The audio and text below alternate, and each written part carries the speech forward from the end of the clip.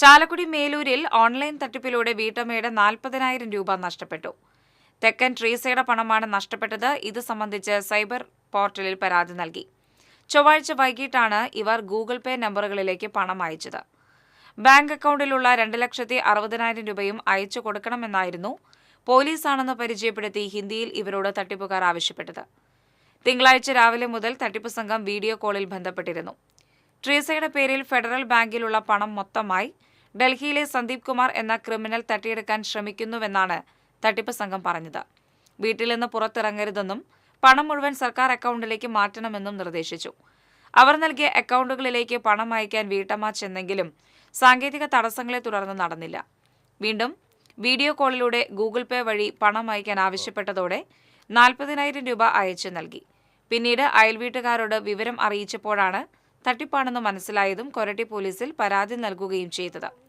നേരത്തെ ഡൽഹിയിൽ നഴ്സായിരുന്ന ട്രീസ ബന്ധുവായ സ്ത്രീയുടെ കൂടെയാണ് കുവക്കാട്ടുകുന്നിൽ താമസിക്കുന്നത്. എന്റെ പൊസിഷൻ ഓഫീസറാണ്.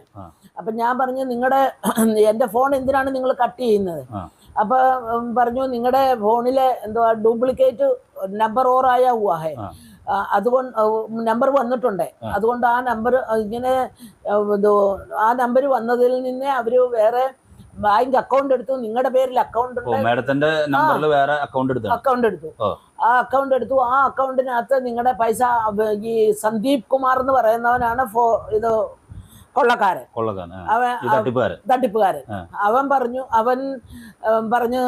അവന്റെ എടുക്കുന്നതിൽ നിന്നുള്ള പെർസെന്റേജ് കമ്മീഷൻ ഈ ഇതിലിടുന്നുണ്ട്. ഞാൻ പറഞ്ഞു, ഇടുന്നുണ്ടെങ്കിൽ നിങ്ങൾ പിടിക്കേ, എവിടാണെന്ന് വെച്ചാൽ നിങ്ങൾ പിടിച്ചോ, എനിക്കൊരു പ്രോബ്ലം ഇല്ല. പക്ഷെ എനിക്ക് അങ്ങനെ ഒരു നമ്പരും ഇല്ല. ഞാൻ ആരുടെ 5 പൈസ മേടിച്ചിട്ടുമില്ല, മേടിക്കത്തുമില്ല. അത് കഴിഞ്ഞപ്പോഴത്തേക്കും പോലീസ് പറഞ്ഞു, സുനിൽ കുമാർ പറഞ്ഞു, ഇത് ചേച്ചി ആ ഹമാരാ സാത്ത് ചേച്ചിയോട് ഫോണിൽ വീഡിയോ സംസാരിക്കുന്നത് ഏത് വേഷത്തിലാണ് സംസാരിച്ചോണ്ടിരിക്കുന്നത്? ഫുൾ ഒരു എസ്ഐയുടെ ഫുൾ ഡ്രസ് യൂണിഫോം. നമ്മൾ ആരും കണ്ടാൽ തിരിച്ചറിയത്തില്ല. അതായത് ഇവർ ഇങ്ങനത്തെ ഒരു ആൾക്കാരാണ്, ഓൺലൈൻ തട്ടിപ്പുകാരാണെന്ന് എനിക്ക് ഒരിക്കലും തോന്നിയിട്ടില്ല. കാരണം എനിക്ക് ആൾക്കാരെ എല്ലാം അറിയാം. ഞാൻ ഇത്രയും കാലവും നോർത്ത് ഇന്ത്യ ജീവിച്ചതാണ്.